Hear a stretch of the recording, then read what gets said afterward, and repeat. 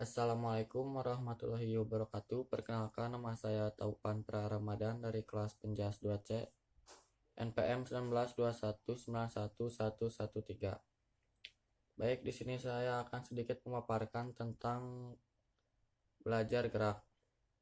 Langsung saja, pengertian belajar gerak pada prinsipnya tidak jauh berbeda dengan pengertian belajar secara umum. Smith pada tahun 1991 menjelaskan bahwa pembelajaran gerak adalah serangkaian proses yang dihubungkan dengan latihan atau pengalaman yang mengarah pada perubahan-perubahan yang relatif permanen dalam kemampuan seseorang untuk menampilkan gerakan-gerakan yang terampil. Adapun manfaat dari belajar motorik diantaranya adalah sebagai berikut. Yang pertama yaitu agar siswa dapat memperoleh kemampuan keterampilan kemudian berlatih untuk meningkatkan kemampuan tersebut. Yang kedua yaitu memberikan perubahan yang permanen di dalam perilaku untuk melakukan gerakan dengan benar sebagai hasil dari belajar gerak. Yang ketiga yaitu dapat memberikan umpan balik yang berhubungan dengan perasaan dari pergerakan yang berkelanjutan yang telah ada dari hasil latihan di dalam sistem syaraf yang telah disimpan oleh memori untuk melakukan automatisasi gerak. Yang keempat yaitu ada meningkatkan koordinasi antara persepsi dan tindakan secara baik dan benar dan automatisasi pergerakan dari keterampilan gerak. Yang kelima, dapat mengambil keuntungan dari mekanika sistem muskuloskeletal untuk mengoptimalkan serta efisiensi dari konsistensi pergerakan. Selanjutnya ada konsep belajar gerak. Konsep belajar pada umumnya dan belajar motorik sebagai akibat perilaku motorik pada khususnya telah dirumuskan dalam berbagai definisi para ahli. Belajar dapat diartikan semacam seperangkat peristiwa, kejadian, atau perubahan yang terjadi apabila seseorang berlatih memungkinkan ia menjadi semakin terampil dalam melaksanakan suatu kegiatan. Belajar adalah hasil langsung dari praktik atau pengalaman. Belajar tidak dapat diukur secara langsung karena proses yang mengantarkan pencapaian perubahan perilaku berlangsung secara internal atau dalam diri.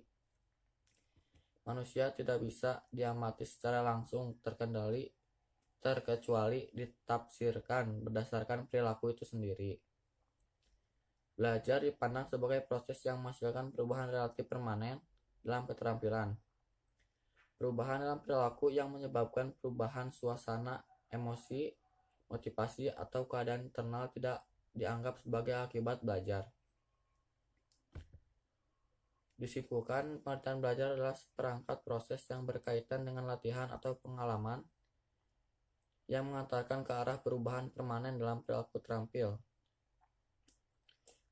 Meskipun tekanan belajar gerak ialah penguasaan keterampilan, tidaklah berarti aspek lain, seperti peranan domain kognitif diabaikan. Hal ini sesuai dengan pendapat Meynell pada tahun 1976 yang dikutip oleh Rusli, menyatakan sebagai berikut. Belajar itu sendiri dari tahap penguasaan, penghalusan, dan penstabilan gerak atau keterampilan teknik olahraga. Integrasi keterampilan di dalam pergerakan atau perkembangan total dari kepribadian seorang. Karena itu, penguasaan keterampilan baru diperoleh melalui penerimaan dan pemikiran atau pemilikan pengetahuan. Perkembangan koordinasi dan kondisi fisik sebagaimana halnya kepercayaan dan semangat juang. Untuk menguasai suatu keterampilan gerak, seseorang harus melalui beberapa tahapan belajar gerak. Yang pertama yaitu cognitive stage. Merupakan tahapan di mana anak didik sedang mendapatkan informasi tentang bentuk keterampilan gerak yang harus dilakukan. Yang kedua yaitu associative stage. Merupakan tahapan di mana seseorang sedang merealisasikan pola gerak yang telah terbentuk dalam sistem memorinya. Yang ketiga yaitu ada autonomous stage. merupakan tahap akhir dari rangkaian proses belajar. Gerakan otomatisasi merupakan hasil dari latihan yang dilakukan dengan efektif. Yang selanjutnya yaitu ada ranah gerak. Hasil belajar peserta didik dapat dikelompokkan menjadi 3 ranah, yaitu ranah kognitif, ranah afektif, dan ranah psikomotor. Ketiga ranah ini tidak dapat dipisahkan satu sama lain secara eksplisit. Apapun mata pelajaran yang mengandung 3 ranah itu, namun penekanannya berbeda.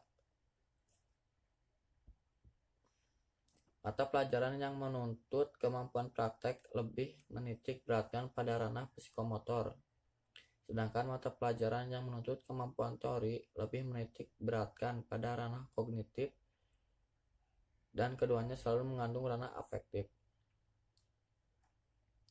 Ranah kognitif yaitu berhubungan dengan kemampuan berpikir, termasuk di dalamnya kemampuan menghafal, memahami, menerapkan, menganalisis, mensintesis, dan mengevaluasi. Yang kedua yaitu ada ranah afektif, yaitu mencakup watak perilaku seperti perasaan, minat, sikap, emosi, dan nilai. Yang terakhir ada ranah psikomotor, yaitu ranah yang berhubungan dengan aktivitas fisik, misalnya lari, melompat, melukis, menari, memukul, dan sebagainya. Sekian yang bisa saya paparkan atau sampaikan. Mohon maaf bila ada kesalahan. Assalamualaikum warahmatullahi wabarakatuh.